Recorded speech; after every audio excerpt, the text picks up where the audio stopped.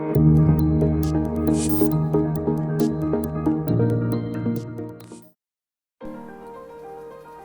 capsule dialogue intitulée L'entrepreneur et le coach avec Stéphane Slogar, l'entrepreneur de Synergie Management, et Luc-Antoine Malo, le coach de l'AMCO, Management collaboratif et participatif. Stéphane Slogar ici avec Luc-Antoine Malo. Aujourd'hui, on expérimente avec vous la dimension d'un produit qu'on appelle Dialogue. Vous nous connaissez pour avoir travaillé ensemble à Planet Business, à faire différentes chroniques ensemble. Donc, Luc-Antoine, tu veux nous parler de la question de la proximité et de l'écoute. Oui, proximité, distanciation sociale, écoute.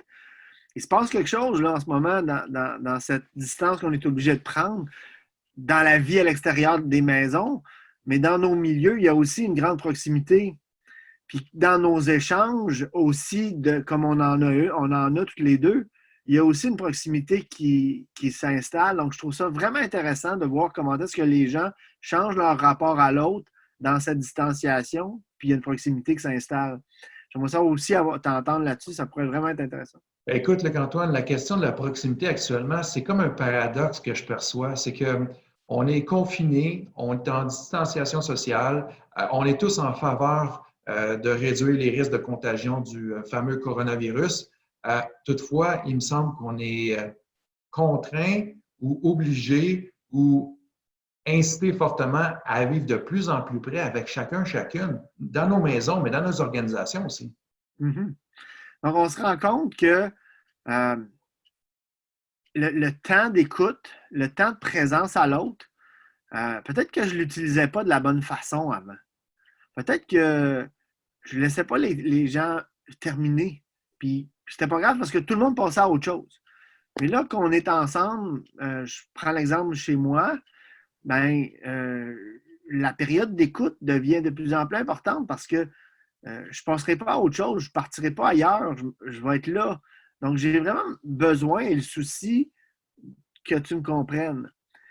Puis, j'ai vécu la même chose en ligne avec des amis. On a fait un 5 à 7 en ligne. On était 7-8 sur nos ordinateurs et quand chacune des personnes parlait, je peux dire que tout le monde l'écoutait. Il n'y avait pas de conversation parallèle. Donc, c'est un vrai changement qui est là dans la distance. Il y a une proximité qui s'installe. Mais tu vois, Luc-Antoine, ça me fait penser, c'est comme une espèce de grand paradoxe. Il me semble que les humains, on souhaite souvent d'être ensemble, d'être plus près, d'être plus proches. On est tellement occupés en temps normal sur toutes sortes de choses qu'on a l'impression, je vais parler pour moi, on a l'impression souvent qu'on n'a pas le temps de le faire. Maintenant, les circonstances de la vie nous incitent à être ensemble vraiment, véritablement. C'est comme si la dimension de temps vient de changer.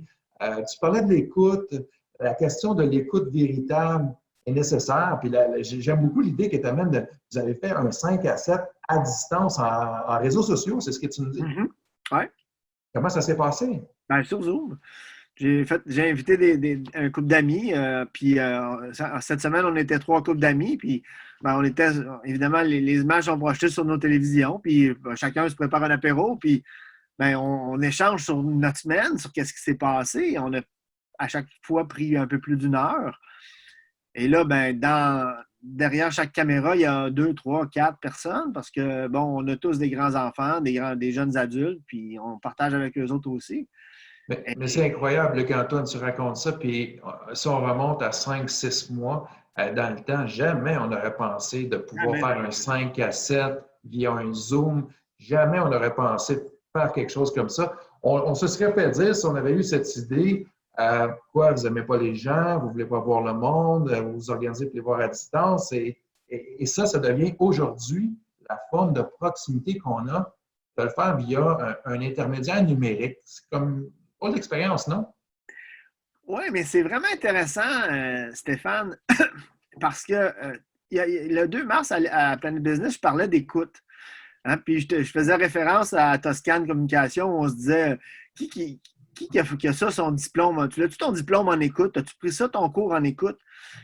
On n'a pas de cours en écoute, puis on ne sait pas comment écouter vraiment ou réellement. En tout cas, on n'apprend pas ça à l'école. Puis quand on se retrouve dans des 5 à 7 avec des amis, mettons qu'on est 8 personnes, combien de temps on passe à écouter 7 personnes écoutent une personne? Combien de temps? Oui, j'avoue. C'est vrai. C'est vrai. Euh, C'est rare. C'est pas non, comme ça que ça se passe. parce que, il y a une conversation parallèle, il y a une conversation parallèle, il y a quelqu'un qui cuisine un peu, il y a quelqu'un qui fait. Tu sais, il y a un mouvement, il y a une distraction, il y a différentes choses qui se passent en même temps. Dans cet espace-là, je suis obligé d'être là et t'écouter parce que sinon je comprends rien et ça n'a pas de sens ce qu'on fait. Écoute, ouais, c'est comme ça. Mais c'est vraiment redéfinir le temps, redéfinir l'écoute, réapprendre à vivre ensemble. Euh, j'ai comme l'impression en même temps que la planète nous incite à faire ça. C'est comme si on a une incitation extérieure qui force les humains à être ensemble d'une façon différente. Mm-hmm. Ben, fais attention à l'autre. Fais attention à notre planète. Fais attention à nos aînés. Fais attention à soi. Ouais. Fais attention à soi. Mon fils revient de voyage, il est aux Philippines. Là. Dans les 2 prochaines semaines, je vais être en confinement volontaire à la maison. Puis lui, encore plus, parce que lui, il ne pourra pas se promener dans la maison. Là. C'est sa chambre et sa salle de bain. Là. Puis on va y porter sa bouffe parce qu'on ne veut pas non plus, nous, être contaminés. Ben, être à l'écoute il y a comme une conscience de soi, de l'autre, puis de cet espace-là qui doit se traduire dans l'écoute. Puis les leaders d'aujourd'hui, puis les leaders de demain, je pense qu'il y a un apprentissage pour nous là-dedans. J'aimerais ça que tu fasses du pouce là-dessus. Oui, j'aime bien ce que tu apportes, Luc-Antoine, parce qu'encore une fois, l'humain, dans sa cellule familiale, apprend des choses qu'il doit ensuite transporter dans l'organisation, parce qu'on sait toujours que l'organisation, dans le fond, c'est une grande famille. Les humains sont ensemble pour produire des biens, produire des services. Et tu sais, on a parlé souvent de la question des équipes autonomes, des entreprises libérées, vraiment des milieux de travail humains, mais c'est comme si on était en train de réapprendre tout ça. D'abord dans nos cellules familiales, ensuite de ça, ce sera dans nos équipes, dans nos organisations et dans la société en général. Donc, j'ai comme l'impression qu'il y a une grande opportunité qui est en train de se créer. On est un peu forcé de s'ajuster, de s'adapter, mais j'ai la ferme conviction qu'en bout de piste, on va y trouver notre compte, et non seulement pour nous individuellement, mais pour nos organisations, puis aussi la société en général. Je ne sais pas ce que tu en penses. Mm-hmm. Oui, puis tu m'amènes à réfléchir de façon plus vaste. Hein? On est super bien dirigé au Québec parce qu'il y a des gens qui nous prennent pour des gens, qui nous considèrent comme des gens intelligents.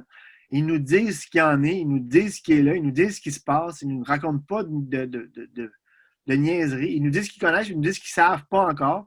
Puis ils nous disent qu'ils ne pourront pas tout nous dire tout de suite parce qu'il y a des choses qu'ils ne savent pas. Ils nous prennent pour des gens intelligents. Puis quand on considère les gens comme des gens intelligents, le nombre de personnes qui diffèrent, qui sortent de la règle, ben, c'est les mêmes qu'on connaît dans les entreprises libérées ou ailleurs. C'est 5 à 7 %. C'est vrai. Donc on se retrouve dans...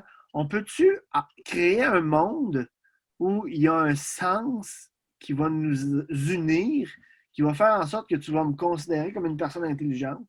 Puis dans ce contexte-là, j'ai envie de créer avec toi parce que je suis capable de t'écouter, parce que je sais que tu écoutes aussi mes besoins. Il y a comme quelque chose là-dedans.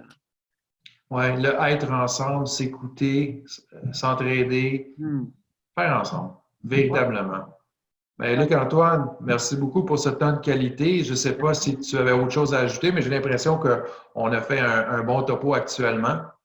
Je pense qu'on respecte le temps qu'on s'était donné. On pourrait sûrement s'étendre sur plein de choses. Mais je pense qu'il y a une belle réflexion pour les gens là-dedans. Puis j'inviterais les gens à réfléchir à ça, à cette écoute dans cette distanciation, proximité. Comment ça va jouer pour nous autres dans les prochains mois, prochaines semaines? Puis quel est l'impact que ça va donner, que ça doit avoir sur les leaders? Luc-Antoine Malo de l'entreprise Lamco, merci beaucoup. De mon côté, Stéphane Slogard, Slogard Synergie Management. On vous revient bientôt avec une autre capsule vidéo. C'est une promesse. Merci à tous. Merci Stéphane. Merci tout le monde. Bye bye. Merci.